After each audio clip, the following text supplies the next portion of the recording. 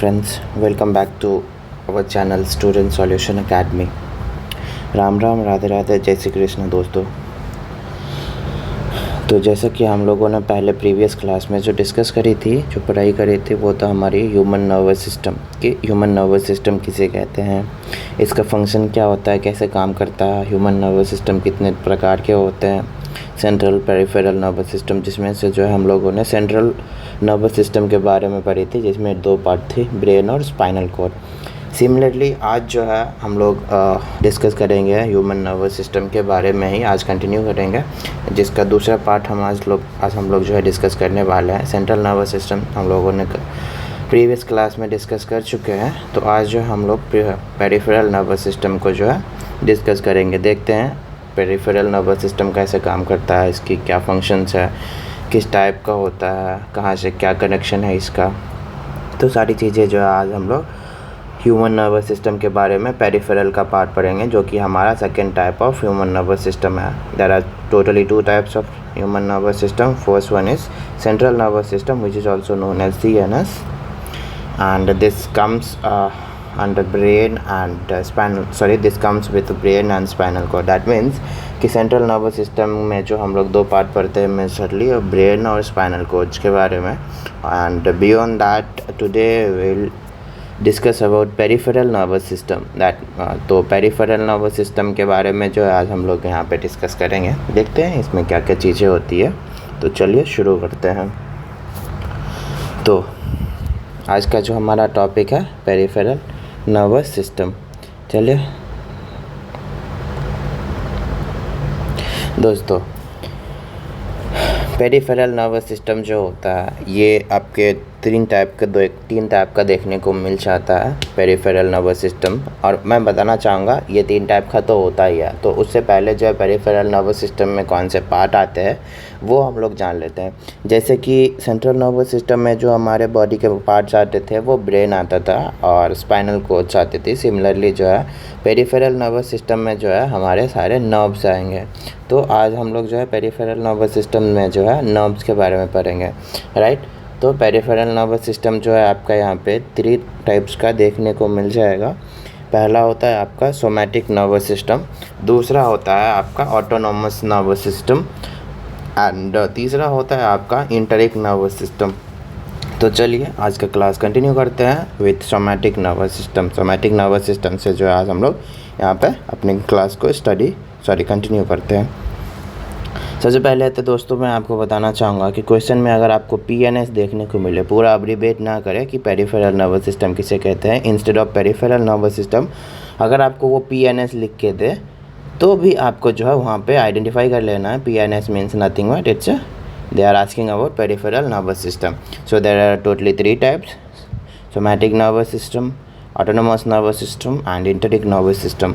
Okay, तो चलिए somatic nervous system किसको कहते हैं। देखिए बेसिकली सोमैटिक नर्वस सिस्टम का जो काम यहाँ पे आपको देखने को मिल जाएगा, सोमैटिक नर्वस सिस्टम का काम होता है कि आपके बॉडी पार्ट्स को जो है वो कंट्रोल करता है, यानी कि सिग्नल जो है सिग्नल दे के ऑपरेट करता है, राइट। तो इसका जो आपको यहाँ पे देखने को मिल जाएगी थ्योरी, अगर आप चाहे तो लिख सकते हैं, जैसे कि मैंने यहाँ पे मेंशन कर रखा है पहले से ही, और मैं आपको बता भी देता हूँ समझा के कि सोमैटिक नर्वस सिस्टम जो होता है आपका ये करता है control voluntary body movement such as lifting on object and moving arms legs called somatic nervous system. तो मैंने आपको जैसा कि आप बताया कि सोमैटिक नर्वस सिस्टम जो है आपके बॉडी पार्ट्स को जो है ऑपरेट करने में हेल्पफुल देखा जाता है। वॉलेंटरी मतलब होता है कि ऐच्छिक, राइट।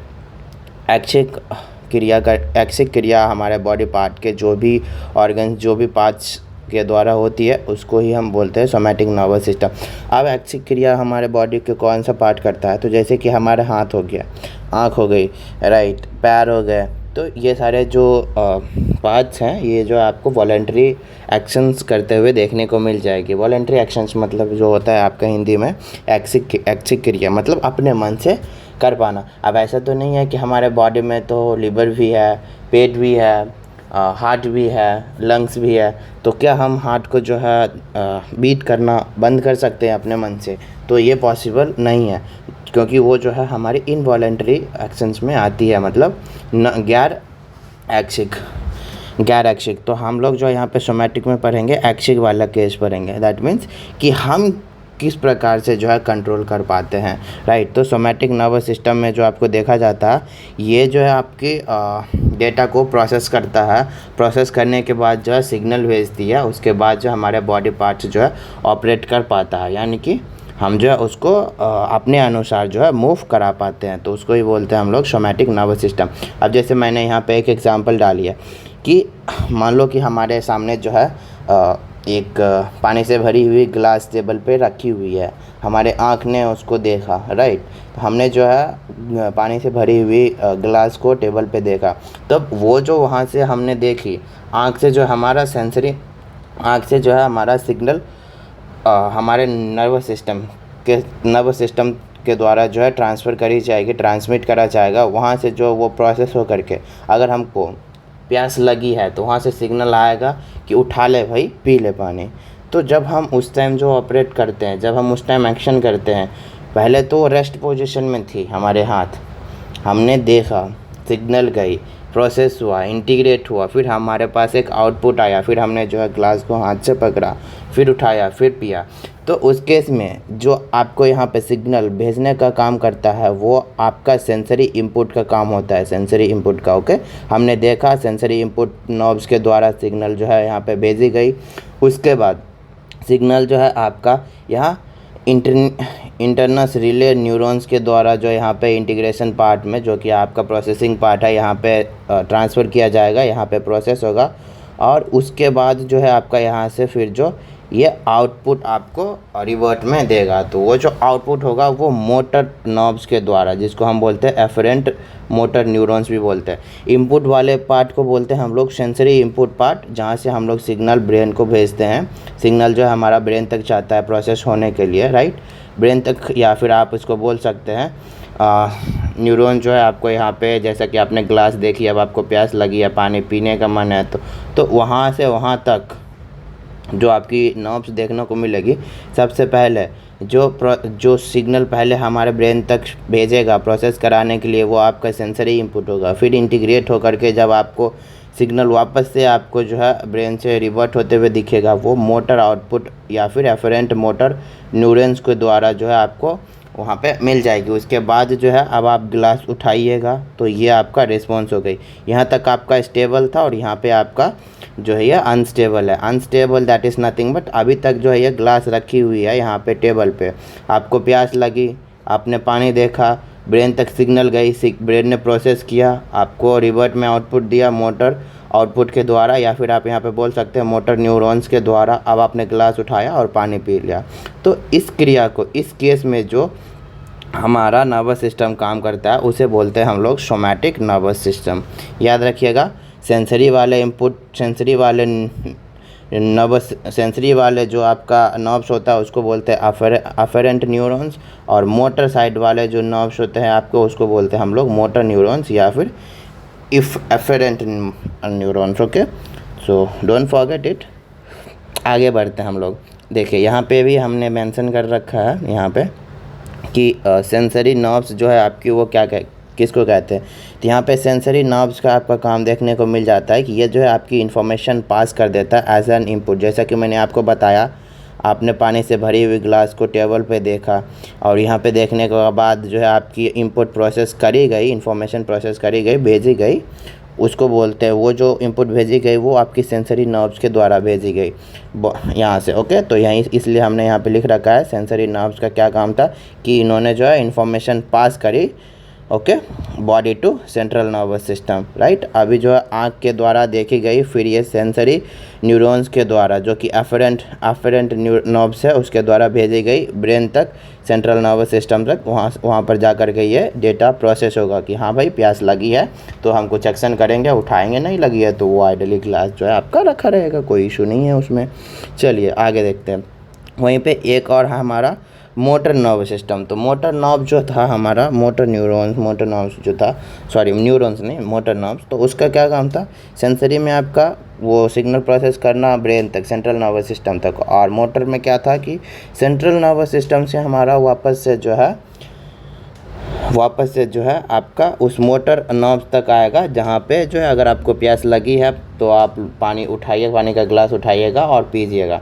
तो वहाँ पे जो है इन्फॉर्मेशन आपकी पास करी जाएगी सेंट्रल नर्वस सिस्टम से बॉडी तक। ओके, तो यहाँ पे जो है आपका आउटपुट देखने को मिलेगा। इस पार्ट को हम इनपुट बोलेंगे और इस पार्ट को हम आउटपुट बोलेंगे, क्योंकि यहाँ से जो है आपका इन्फॉर्मेशन पास होती है, ये होती है आपकी बॉडी से सेंट्रल नर्वस सिस्टम तक, और मोटर में जो है आपका सेंट्रल नर्वस सिस्टम से बॉडी तक पास करी जाती है।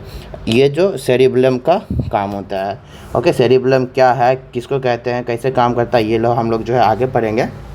अब एक होती है आपकी मिक्स्ड नर्वस सिस्टम।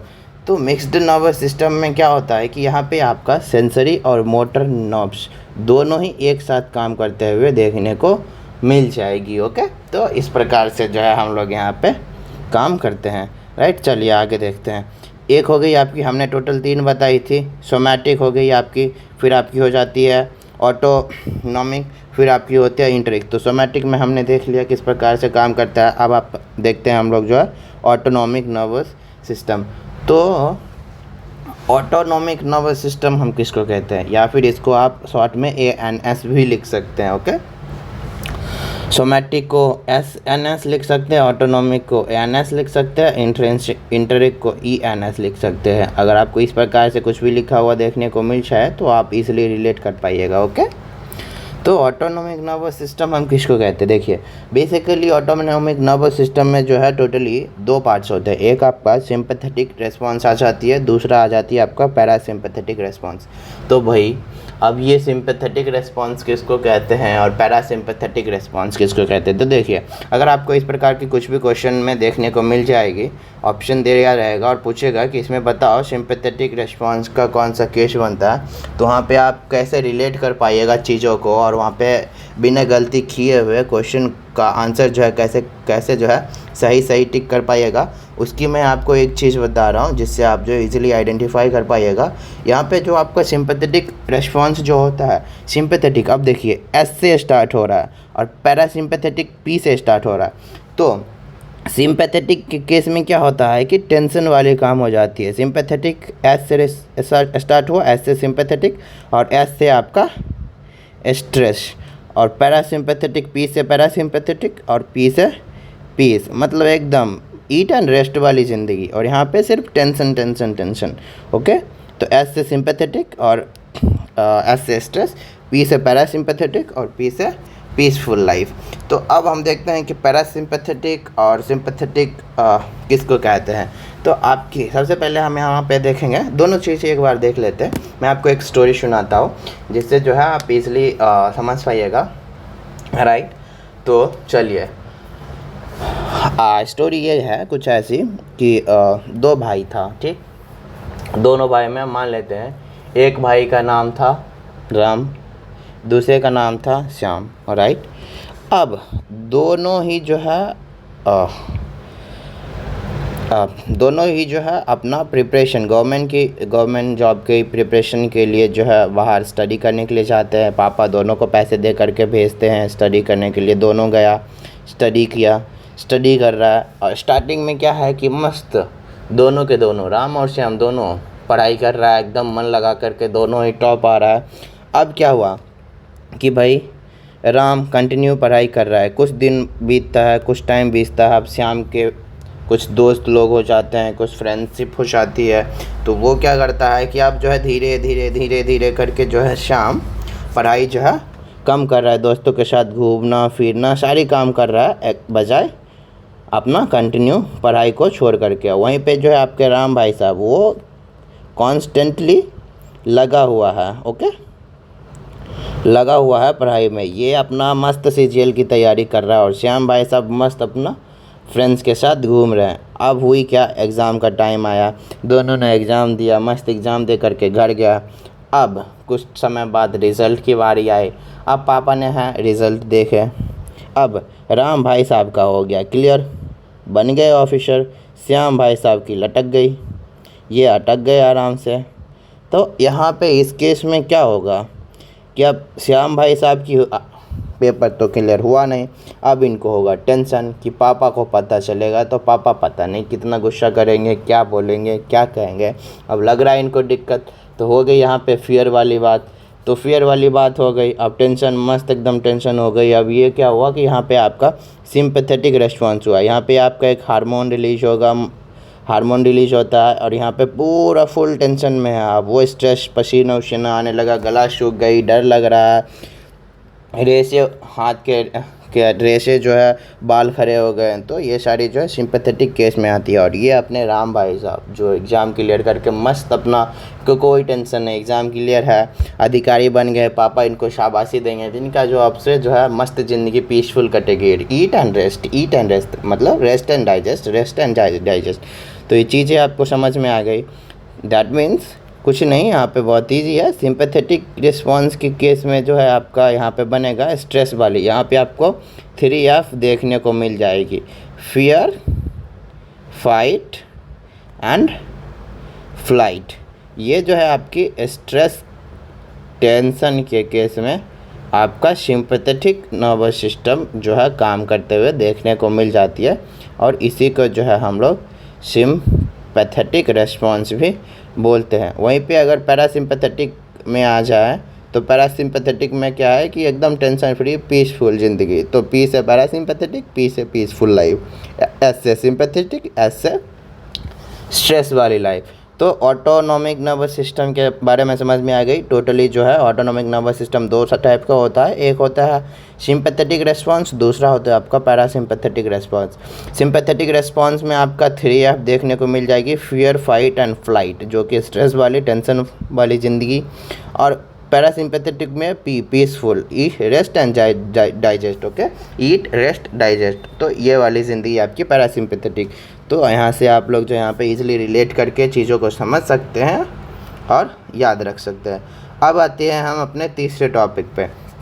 तीसरा जो इसका पार्ट है वो होती है इंटरिक नर्वस सिस्टम। इंटरिक नर्वस सिस्टम में क्या होता है कि ये आपके गट फीलिंग्स को इंडिकेट करता है। अभी तक जो हमने पढ़ी थी brain, spinal cord, central nervous system में पढ़ा था, फिर उसके बाद जो है आपका पेरिफेरल नर्वस सिस्टम में जो हमने पढ़ा था आपकी टोटली 3 टाइप होते हैं पेरिफेरल नर्वस सिस्टम में। पहला आपका हो गई सोमैटिक नर्वस सिस्टम, जिसमें हमने देखा सेंसरी और मोटर पार्ट कैसे रिएक्ट करता है, इनपुट और आउटपुट को कैसे प्रोसेस करता है। फिर ऑटोनॉमिक नर्वस सिस्टम। और अब जो आपकी एक बात हुई थर्ड ब्रेन, सेकेंड ब्रेन, जिसको हम गट फीलिंग भी बोलते हैं, ये जो है आपकी स्टोमक में देखने को मिल जाती है, अमाशय में। और ये कम्प्लीटली जो है सेंट्रल नर्वस सिस्टम से जो है हट के काम करता है। ये जो है सेंट्रल नर्वस सिस्टम पे डिपेंड ही नहीं होते, ये कम्प्लीटली जो है एकदम स्वतंत्र रूप से काम करने को देखने को मिल जाती है। ओके, तो जिसको हम बोलते हैं कि गट फीलिंग, राइट। तो गट फीलिंग की जब भी बात हो तो आपको वहाँ पे टिक करना है एंटरिक नर्वस सिस्टम का काम आपको यहाँ पे देखने को मिल जाएगी, जिसे आप लोग जो है सेकेंड ब्रेन भी बोलते हैं, जो कि स्टमक में इस्टेब्लिश होता है। ओके, और ये कम्प्लीटली जो है स्वतंत्र होता है सेंट्रल नर्वस सिस्टम से, राइट। चलिए, तो दोनों चीज़ें हो गई। हमने जो है नर्वस सिस्टम के 2 पार्ट्स पढ़ लिए, सेंट्रल नर्वस सिस्टम जिसमें ब्रेन, स्पाइनल कॉर्ड, और दूसरे में पेरिफेरल नर्वस सिस्टम में जिसमें सोमैटिक, ऑटोनोमस, और तीसरा जो था आपका यहाँ पे इंटरिक नर्वस सिस्टम। तो तीनों जो है किस टाइप से काम करता है। अब जो है हम लोग मेन चीज़ पढ़ते हैं कि नर्वस सिस्टम में जो पूरा काम देखा जाता है वो देखा जाता है न्यूरॉन का। तो अब जो है हम लोग यहाँ पे न्यूरॉन्स के बारे में पढ़ेंगे, राइट। और मैंने आपको पिछले सेशन में बताया था कि number of neurons will be present in our human brain will be around 100 millions. यही हमने बताया था आपको, 1 मिलियन न्यूरॉन्स आपको देखने को मिल जाती है ह्यूमन ब्रेन में, बिलियंस, 100 बिलियन जो है आपको न्यूरॉन्स देखने को मिल जाती है, राइट, जो कि अपना काम करते हुए देखने को मिलती है, राइट। तो यहाँ पे मैंने बताया आपको कि न्यूरॉन्स जो एक फंक्शनल यूनिट है नर्वस सिस्टम का, जो कि 100 बिलियन देखने को मिलती है। अब चलिए, दोनों चीज़ें हमने देख ली। अब आराम से जो है हम लोग देखते हैं कि भाई न्यूरॉन भाई साहब जो इतने कॉम्प्लिकेटेड है, जो सारी डेटा प्रोसेस करते हैं, ट्रांसमिट करते हैं, तो उस इनका क्या स्ट्रक्चर होता है, कैसे काम करते हुए देखने को मिलते हैं, सारी चीज़ें जो हम लोग आज के इस वाले सेशन में कंटिन्यू करेंगे। तो देखिए न्यूरॉन्स जो है आपका ये सबसे लार्जेस्ट सेल होता है बॉडी का। क्यों? क्योंकि हम ही अभी हमने बताया कि इसकी संख्या कितनी होती है, 100 बिलियन, राइट। 100 बिलियन आपकी न्यूरॉन्स देखी जाती है, ओके। तो इसलिए हम इसको बोलते हैं largest cell in the body.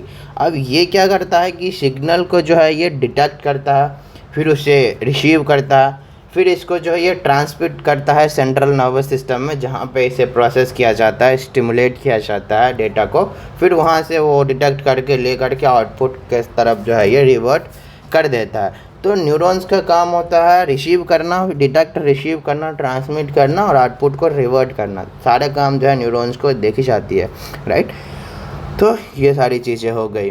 अब आगे देखते हैं कि ये न्यूरॉन्स का काम क्या होता है कि ये जो है सेल डिवीज़न भी कराते हैं, ओके।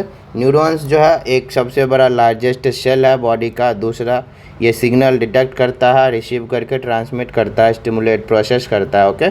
और इसका जो है यहाँ पे सेल डिवीज़न की अगर बात करी जाए तो न्यूरॉन की जो है आपकी सेल डिवीज़न पॉसिबल नहीं होती है। अगर आपको दे दिया जाए कि यहाँ पे ट्रू और फॉल्स में या फिर ऑब्जेक्टिव टाइप क्वेश्चन में, जो कि आपको अगर वहाँ पे पूछा जाए या फिर कभी आपको कोई पूछे या फिर अगर आप कभी सेट लगा रहे हो, क्वेश्चन आंसर कर रहे हो, तो अगर आपको वहाँ पे कोई क्वेश्चन बन जाए कि is it possible cell division in neurons, that will be no answer, right. It is false completely, there is no cell division in neurons. That means कि न्यूरॉन्स में हमारा सेल डिवीज़न देखने को नहीं मिलता है, न्यूरॉन्स में सेल डिवीज़न नहीं होती है, ओके। और यहाँ पे जो है ये स्टेम सेल से बनता है। अब ये स्टेम सेल कौन सा है, कहाँ मिलता है? तो मैं आपको एक चीज़ बताना चाहूँगा कि जब बच्चा मम्मी के पेट में रहता है, यानी कि जब जो है बच्चे का जो ग्रोथ होता है अपने माता के गर्भ में, यूट्रस में, तो वहाँ पे जो है आपको 3 लेयर देखने को मिल जाती है। पहला होता है एक्टोडर्मल, दूसरा होता है मेसोडर्मल और तीसरा होता है एंडोडर्मल। तो वो जो 3 लेयर होता है उसी को बोलते हैं हम स्टेम सेल। वो जो तीनों लेयर होता है स्टेम सेल की जो है 3 लेयर होती है, और ये जो होती है ड्यूरिंग ग्रोथ के टाइम देखा जाता है, गर्भाशय के टाइम देखा जाता है। एक होता है आपका एक्टोडर्म, दूसरा होता है आपका मेसोडर्म, तीसरा होता है आपका एंडोडर्म। तो ये तीनों चीज़ आपको वहीं पे देखने को मिल जाती है। इसी तीनों को जो है हम लोग स्टेम सेल बोलते हैं, ectoderm, mesoderm, endoderm, right. Ectoderm, mesoderm, endoderm. एक बार मैं फिर से रिपीट कर रहा हूँ, स्टेम सेल की कोशिका, स्टेम सेल की स्टेम कोशिका जो अगर आपको पूछ दे कि कितने वहाँ पे लेयर्स देखे जाते हैं, तो आपको वहाँ पे 3 झिल्लियाँ बोलनी पड़ेगी। होता है कौन कौन सी? एक्टो, एंडो और मीसो, राइट, याद रखेंगे। और ये जो न्यूरॉन्स बनता है वहीं स्टेम सेल की कोशिका के टाइम जब बच्चे का ग्रोथ हो रहा होता है अपने माता के गर्भाशय में, तो उसी टाइम जो है वहाँ पे देखा जाता है कि न्यूरॉन्स का जो है फॉर्मेशन होता है, ओके। तो इस प्रकार से जो हम यहाँ पे याद रखेंगे कि अगर पूछा जाए कि न्यूरॉन्स का फॉर्मेशन कहाँ होता है, तो स्टेम सेल में जो है न्यूरॉन्स बनता है।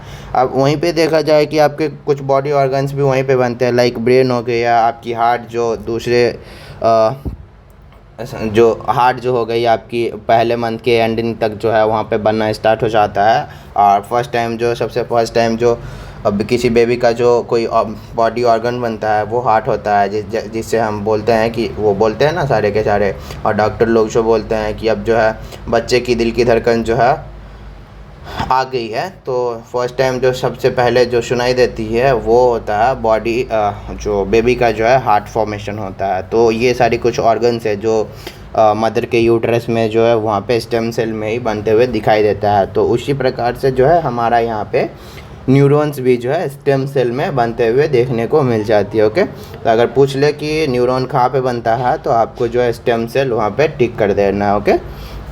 अब आगे बढ़ते हैं। तो एक होता है ग्लियल सेल जो कि प्रोटेक्ट करता है न्यूरॉन्स को इंटरनली। अब यहाँ पे क्या है, न्यूरॉन्स बन गया हमारा, हम जानते हैं कि इसमें सेल डिवीज़न नहीं होता है। इसका काम जो होता है सिग्नल रिसीव करना, डिटेक्ट करके फिर ट्रांसमिट करके प्रोसेस करना, और ये सबसे बड़ा सेल होता है हमारे बॉडी में। पर इसका भी तो कोई प्रोटेक्टिव लेयर होगा, तो इसको प्रोटेक्ट करने के लिए एक ग्लियल सेल होता है जो कि न्यूरॉन्स को इंटरनली प्रोटेक्ट करके रखता है। इसके ऊपर ऊपर एक लेयर होती है जो न्यूरॉन्स को प्रोटेक्ट करके रखता है, और ये जो ग्लियल सेल है ये प्रोवाइड करता है ऑक्सीजन और न्यूट्रिशन दोनों ही प्रोवाइड करता है न्यूरॉन्स को, ताकि ये मस्त अपना खा पी के हेल्दी रहे और हेल्दी से जो है मस्त काम करते हुए देखने को मिलेगा आपको। वहीं पे क्या होता है कभी कभी कि जब आपकी न्यूरॉन्स जो है वीक हो जाती है, ये अनहेल्दी कंडीशन में रहता है, तो आपको जो है ब्रेन स्लो काम करते हुए देखने को मिल जाती है। स्लो ब्रेन आप बोल सकते हैं, या फिर जो कोई ढंग से रिस्पॉन्स नहीं कर पाते हैं। आपने देखा होगा कभी कभी ऐसे लोगों को कि मतलब उनका जो कुछ रिस्पॉन्स है बहुत स्लो होगा, कोई चीज़ें समझ में नहीं आ रही है, ये सारी चीज़ें हो गई, जिसे आप लोग मेंटली डिसेबल्ड बोल सकते हैं वहाँ पे। तो आपकी ग्लियल सेल जो है उनका क्या काम होता है कि न्यूरॉन्स को इंटरनली प्रोटेक्ट भी करता है, और दूसरा ऑक्सीजन प्रोवाइड करता है, न्यूट्रिशन प्रोवाइड करता है, न्यूरॉन्स को हेल्दी रखने में मदद करता है, राइट। तो इस प्रकार का काम यहाँ पे ग्लियल सेल का देखने को मिल जाती है। और यहाँ पे एक चीज़ आपको देखने को मिलेगी, आपकी पहला न्यूरॉन्स हो गई और दूसरा न्यूरॉन्स हो गई, उस दोनों के बीच में जो गैप आपको देखने को मिलेगी उसको बोलते हैं साइनेप्टिक गैप, ओके, या फिर साइनेप्स जंक्शन भी उनको बोलते हैं। तो ये क्या चीज़ है, तो मैं आपको बताऊं, ये आपके ये हो गए न्यूरॉन्स, और अगर मैं एक न्यूरॉन्स यहाँ पे भी बना दूँ,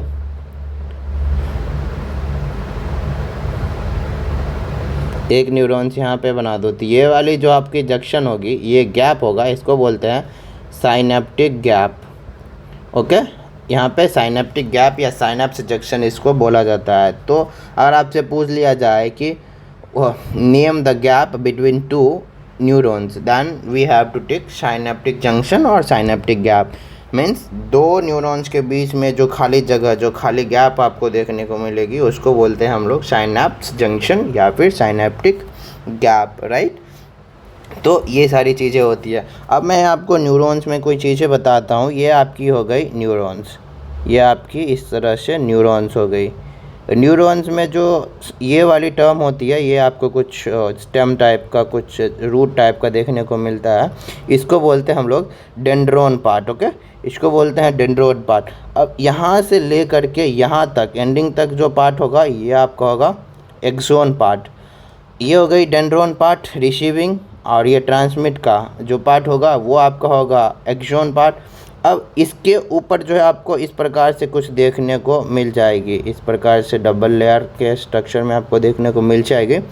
इससे जो है हम लोग जो इस प्रकार से इस टाइप से आपको देखने को मिल जाएगी। तो ये वाला जो है आपका होता है, इसको नाम क्या देते हैं, तो यहाँ पे देखिए मैं मिटा दे रहा हूँ इसको ताकि आप सही से देख पाएँ यहाँ पे, और मैं बता भी दूंगा। ये यहाँ पे ये जो होता है ये आपका होता है श्वान का शेल, यानी कि ये वाली ये आपका श्वान का शेल होता है। और ये वाली जो लेयर होती है आपकी, ये होती है आपकी माइलिन शेथ। तो एक श्वान सेल फिर माइलिन शेथ की लेयर होती है, और वहीं पे ये वाली जो गैप्स में जो ये खम्बे लाइक स्ट्रक्चर आपको देखने को मिल रही है, इसके बोलते हैं रणवीर का नोड, ओके, रणवीर का नोड। तो दो आ जाएगी, एक आपकी श्वान सेल और एक आपका माइलिन शीथ जो होता है, इसके बीच में जो इस प्रकार के आपको यहाँ पे देखने को मिलेगी खम्बे लाइक स्ट्रक्चर, उसको बोलते हैं node of Ranveer, node of Ranveer. तो इसको याद रखेंगे। रिसीविंग पार्ट जो होता है न्यूरॉन्स का उसको डेंड्रोन, ट्रांसमिटिंग पार्ट को हम लोग एक्सोन बोलते हैं, राइट, जो प्रोसेस करता है। और उस पे जो ऊपर कुछ आपको डॉटेड लाइक स्ट्रक्चर देखने को मिलेगा उसको बोलते हैं हम लोग श्वान का सेल, और डॉटेड लाइक स्ट्रक्चर को जो कवर करके रखता है उसको बोलते हैं हम लोग माइलिन शेथ, और उसके बीच में खम्बे लाइक स्ट्रक्चर जो होता है उसको बोलते हैं हम लोग नोड ऑफ रणवीर के नाम से भी जाना जाता है। अब हमने बताया कि इंफॉर्मेशन ट्रांसमीटर, इंफॉर्मेशन रिसीवर और इंफॉर्मेशन प्रोसेसर। तो ये सारी चीज़ें मैं आपको यहाँ पे वापस से एक बार बता रहा हूँ। जो इधर से रिसीव करने वाला आपको यहाँ पे रूट लाइक स्ट्रक्चर देखने को मिल रहा है, ये आपके डेंड्रॉन, यहाँ से यहाँ तक आपका एक्सोन। अब यहाँ से आपको साइनेप्टिक जंक्शन वाली जहाँ पे साइनेप्टिक गैप्स आपको देखने को मिलती है एक एंड पे, ये वाली जो आपको मिलेगा, ये वाली देखने को, जहाँ से हमारी इन्फॉर्मेशन रिलीज करी जाती है केमिकल के फॉर्म में दूसरे न्यूरॉन्स को।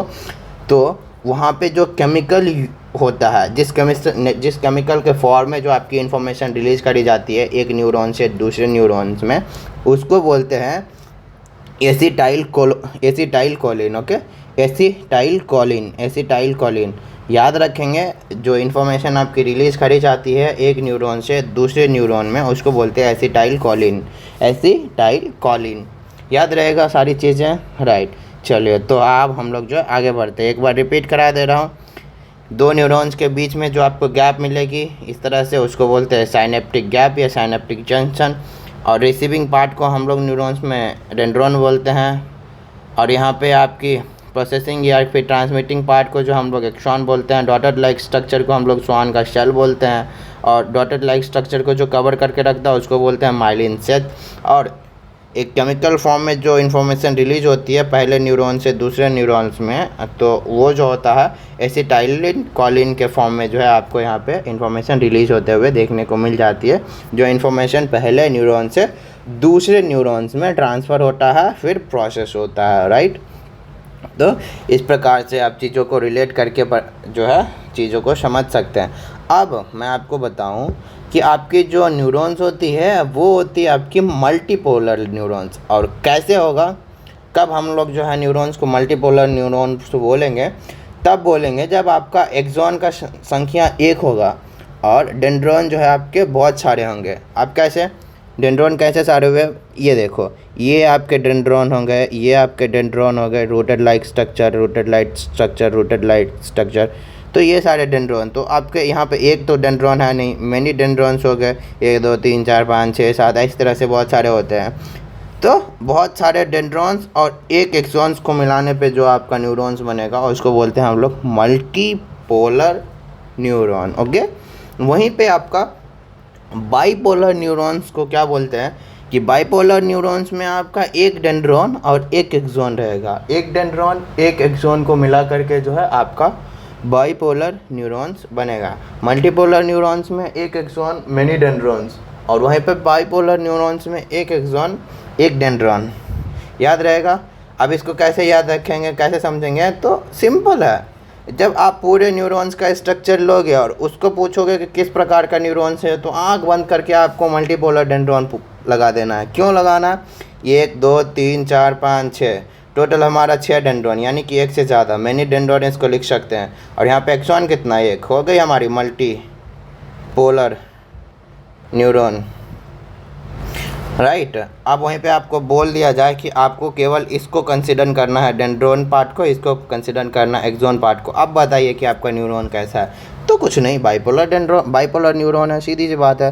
पूरे स्ट्रक्चर को हम लोग बोलेंगे मल्टीपोलर, और एक एक स्ट्रक्चर लेने के लिए बोले तब हम लोग बोलेंगे बाइपोलर। आई बात समझ में, बात चमकी। चलिए आगे बढ़ते हैं। अब इसका कुछ देखिए, यहाँ पे एग्जांपल्स देखने को मिलेगी आपको। ये जो आपके न्यूरॉन प्रेजेंट होते हैं, जो आँख में प्रेजेंट होते हैं, उसको बोलते हैं हम लोग बाइपोलर न्यूरॉन्स।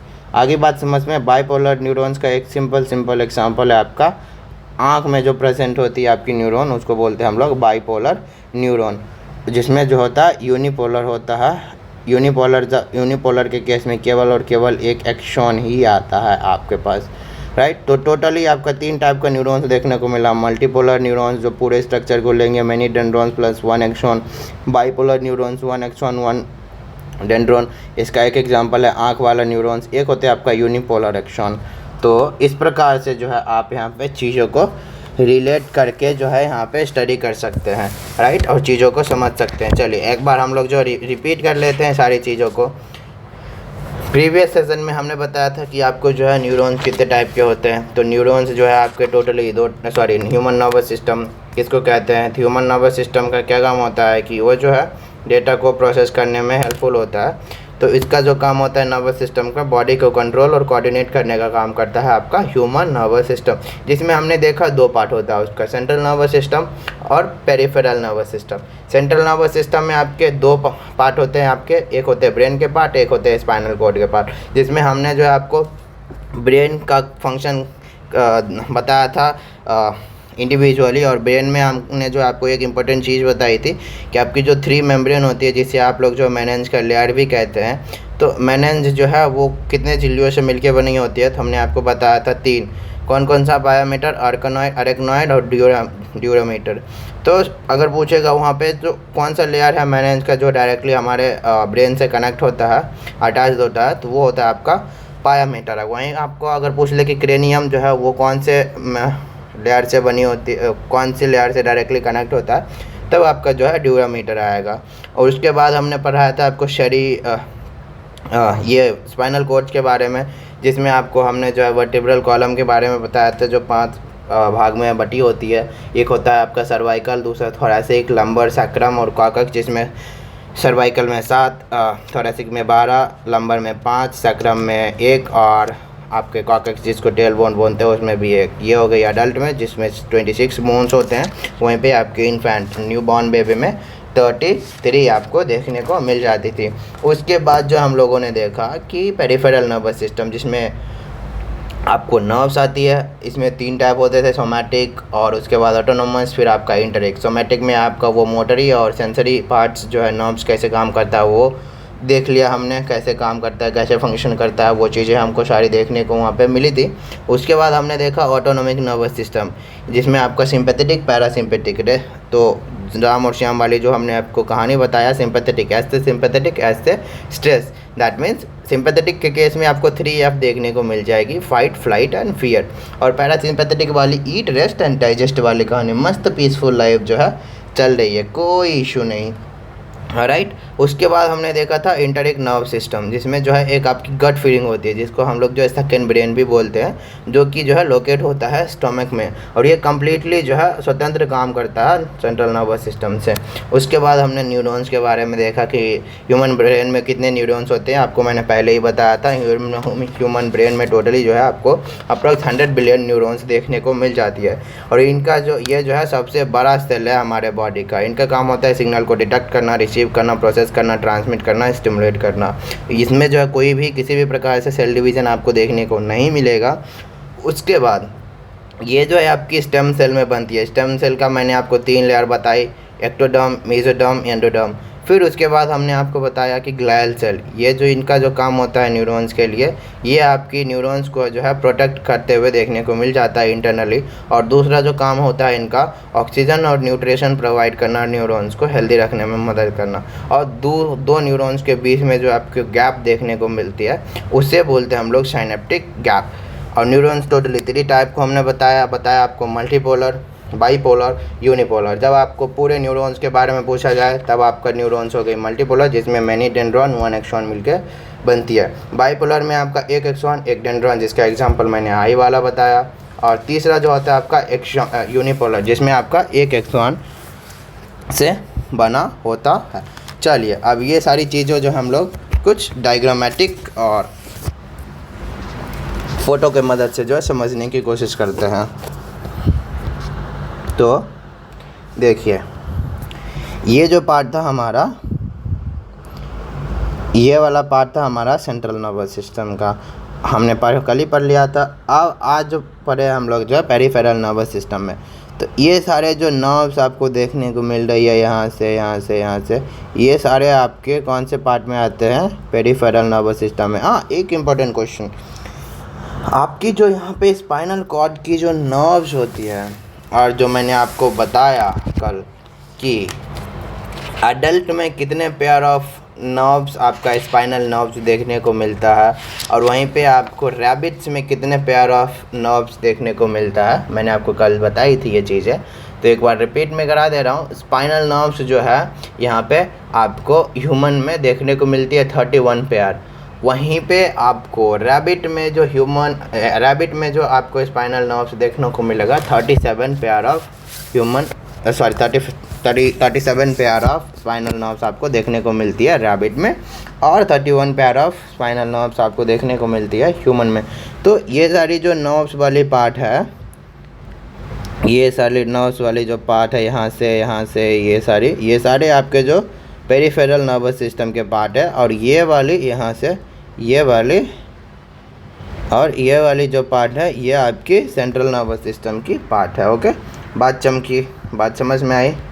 तो चलिए इसको जो हम कुछ डायग्रामेटिक तरीके से समझने की कोशिश करते हैं। तो चेक करते हैं, गूगल पे सारी चीज़ें मिल जाती है, हमें सर्च करते हैं पेरिफेरल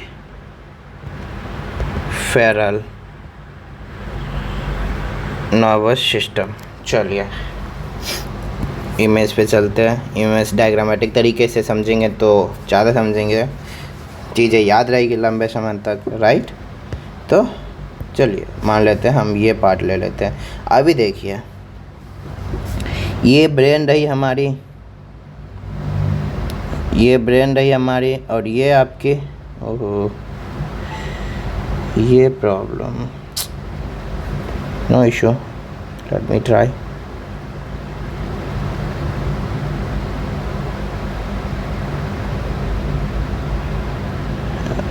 राइट, तो ये रही आपकी ब्रेन,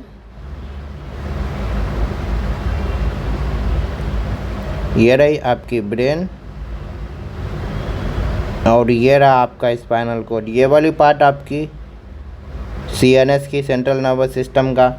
अब स्पाइनल कॉर्ड से देखिए जो आपकी नर्व्स आ रही है, 1 2 3 4 5 6 7 8 9 10 11 12 13 14 15 16, हालांकि और भी होती है।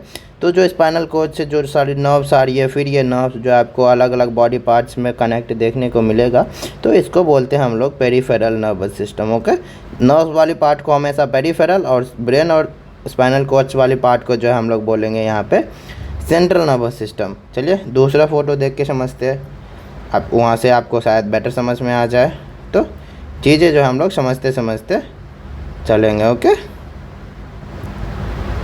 तो हट जा भाई।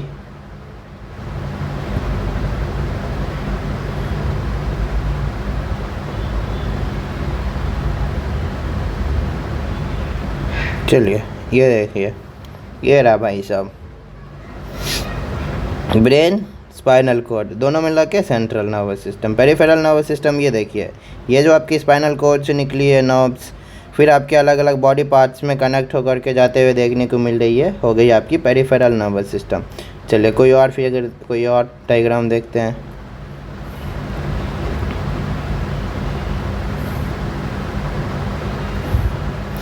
और एक चीज़ मैं आपको बताना चाहूँगा, सबसे ज़्यादा जो कॉम्प्लेक्स हमारा नर्वस सिस्टम होता है वो आपकी पेरिफेरल नर्वस सिस्टम ही आपको देखने को मिलती है।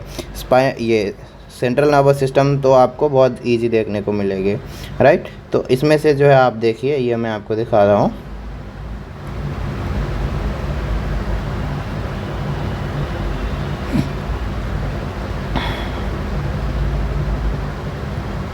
ये देखिए, ये जो इस तरह से येलो येलो कलर का आपको सारी चीज़ें देखने को मिल रही है, स्पाइनल कॉर्ड से निकल करके अदर बोन्स में, अदर पार्ट्स में जो कनेक्ट हो रही है सारी चीज़ें यहाँ पे, वो सारी आपकी पेरिफेरल नर्वस सिस्टम के पार्ट्स हो गए।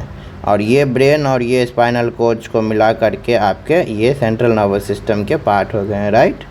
और इसी में जो हमने आपको बताया था पिछले क्लास में, ये पार्ट आपकी सर्वाइकल, ये पार्ट आपकी थोरेसिक, ये पार्ट लंबर, ये पार्ट आपकी हो गई आपकी कौन सी, सैक्रम, और ये पार्ट आपकी कॉकक्स।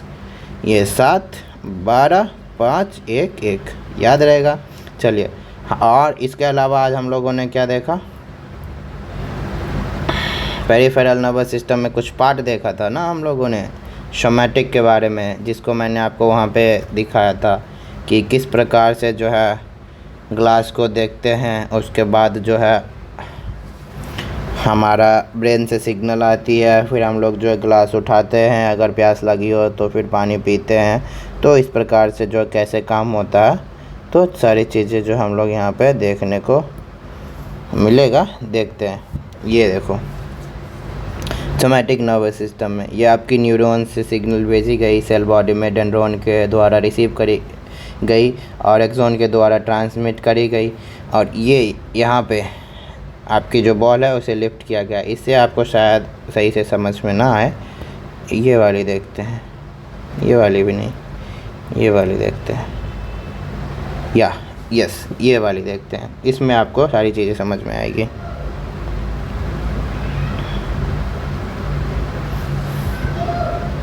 राइट, चलिए आगे चलते हैं, समझते हैं इसको कैसे होता है।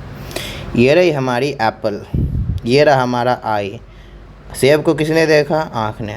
आँख ने जो है सिग्नल सेंसरी न्यूरॉन्स के द्वारा, जिसको हम लोग बोलते थे क्या, एफरेंट, EFFERENT, एफरेंट न्यूरॉन्स, इसके द्वारा, आँख के द्वारा देखी गई ऑब्जेक्ट को, जो कि आपका एप्पल है, सिग्नल भेजी गई किसको?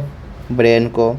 डिसीज़न किया, सोचा समझा, जिसको हम लोग वहाँ पे इस तरह से बनाए थे इंटीग्रेशन में, राइट, इंटीग्रेशन में बनाया था हम लोगों ने।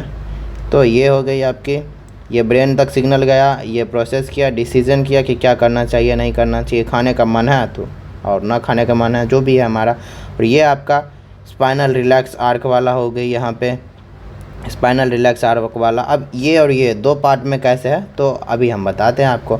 ये आपका स्पाइनल रिलैक्स आर्क वाला हो गया, जिससे आपका कंधा हो गया, फिर आपका हाथ कनेक्ट होता है। फिर ये वाली एक पार्ट हो गई आपकी डिसीजन मेकिंग के लिए, जो है आपके ब्रेन तक जा रही है।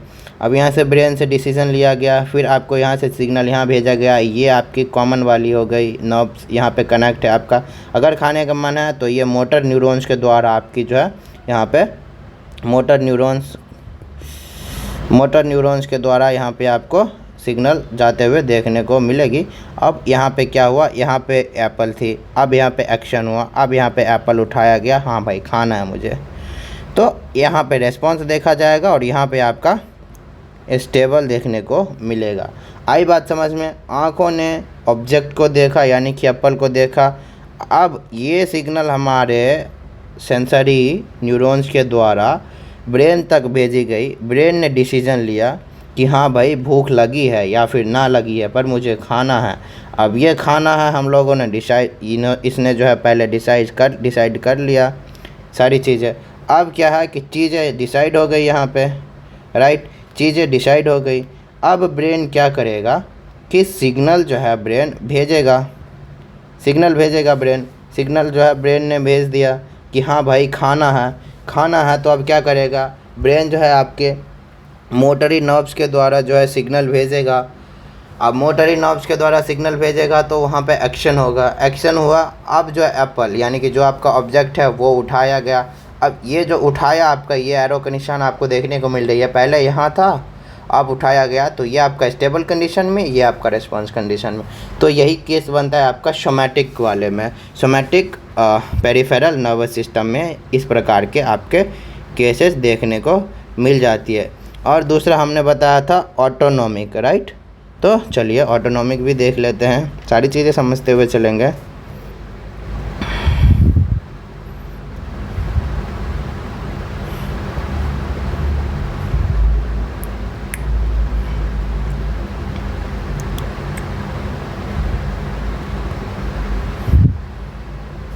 ये देखिए ऑटोनॉमिक नर्वस सिस्टम में आपको कुछ इस प्रकार से देखने को मिल जाएगी। ऑटोनॉमिक नर्वस सिस्टम जो कि जिसमें आपका सिंपैथेटिक पैरासिम्पैथेटिक का केस होता है। पैरासिम्पैथेटिक आपका स्ट्रेसफुल लाइफ, पैरासिम्पैथेटिक मतलब आपका मस्त पीसफुल लाइफ। पैरासिम्पैथिक में मस्त अपना खाओ पियो, जो राम श्याम की कहानी हमने बताया कि आँखें बड़ी बड़ी नहीं होती है। इसमें देखो सिंपैथेटिक स्ट्रेस वाले में आपकी आँखें बड़ी हो जाती है, लार सूख जाता है आपका, ये क्या बोलते हैं, सांसें फूलने लगती है, हार्ट बीट आपका तेज़ हो जाता है, आपके गैस्ट्रिक जूस नहीं बन पाती है, खाना नहीं पचता है आपका, गैस्ट्रिक जूस नहीं बन पाता है, ढंग से डाइजेस्ट नहीं हो पाता है, किडनी ढंग से काम नहीं करता है। ये सारे जो टेंशन में ये सारे लक्षण आपको यहाँ पे देखने को मिल जाएगी। ये रही आपकी सिंपैथेटिक के केस में।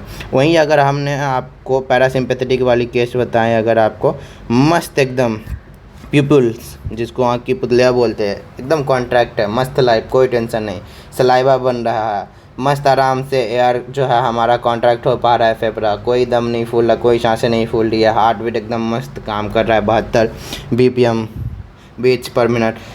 खाना पचाने वाला जो हमारा डाइजेस्टिव अम्ल है जो पेट में बनता है, वो सारी चीज़ें बन रही है, इंटेस्टाइन ढंग से काम कर रहा है, वो आपकी गैस्ट्रिक जूस बन रही है, सारी चीज़ें जो यहाँ पे आपको मस्त काम करते हुए देखने को मिल जाएगी। तो हमने क्या बताया, जब यहाँ पे स्ट्रेसफुल लाइफ होती है, आंखें बड़ी हो जाती है, सांसें फूलने लगती है, वो खाना नहीं पच पाता है आपका, ये लार नहीं बन पाता है, बाल जो है खड़े हो जाते हैं, रुआं खड़ा हो जाता है। जब हम पापा को देखते हैं, भाई हमारा क्लियर नहीं हो पाया, बाकी का क्लियर हो गया, पापा तो पूछेंगे, आप जवाब देना पड़ेगा। ये सारी चीज़ें जो है आपका इसमें ऑटोनोमिक नर्वस सिस्टम में आ जाती है, right.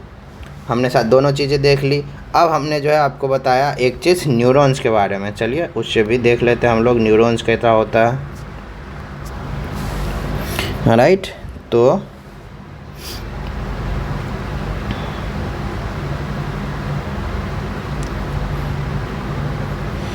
Neuron structure and synapse, ये देखिए चीज़ें आपको इसमें समझ में आएगी, झक्कास।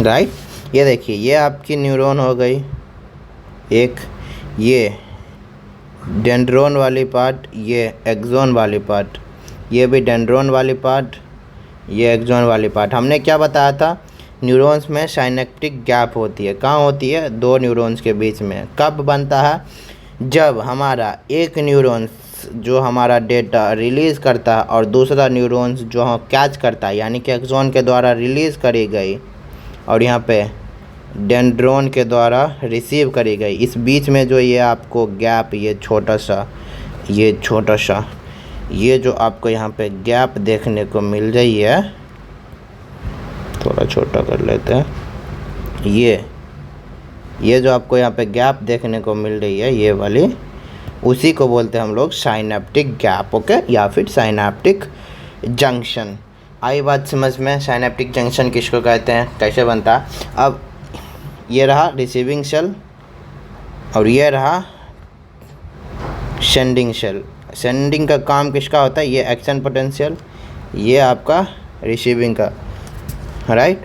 तो इस प्रकार से जो है हम लोग काम यहाँ पे हमारा न्यूरॉन्स करते हुए देखने को मिल जाती है, राइट। तो दोनों ही केस में आपको क्या हुआ, एक न्यूरॉन्स आपका सिग्नल रिलीज़ किया, दूसरे न्यूरॉन्स जो है आपका सिग्नल जो है उस डेटा को है कैच किया। तो पहले न्यूरॉन्स के द्वारा जो सिग्नल भेजी गई वो आपकी एक्सॉन के द्वारा भेजी गई, दूसरे न्यूरॉन्स के द्वारा कैच करी गई डेंड्रोन के द्वारा, डेंड्रोन के द्वारा। उस बीच में जो गैप, साइनेप्टिक गैप जो बनी है, वो जो गैप बनी है और जो हमारा सिग्नल रिलीज हुआ, तो उस गैप में जो केमिकल रहता है, उस केमिकल का नाम भी अभी हमने आपको बताया। कुछ याद है क्या नाम बताया था हमने उसका, तो उसका जो नाम था एसिटाइल क्लोरीन, राइट, AC। अभी देखिए मैं शायद से प्रोनाउंस गलत प्रोनाउंसिएशन कर रहा हूँ, बाकी आप लोग जो है देख लीजिएगा, अगर आपको जिस तरह से कंफर्टेबल लगे। ACETYLCH,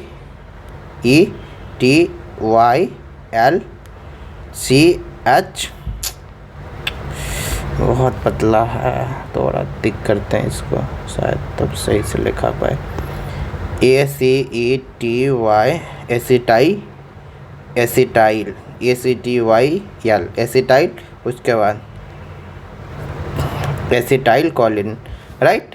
तो इस बीच में जो आपको गैप है, इसमें जो आपको केमिकल देखने को मिलेगा, एसिटाइल कोलिन नामक केमिकल आपको यहाँ पे देखने को मिल जाएगी। तो इस प्रकार से जो है चीज़ों को समझ सकते हैं।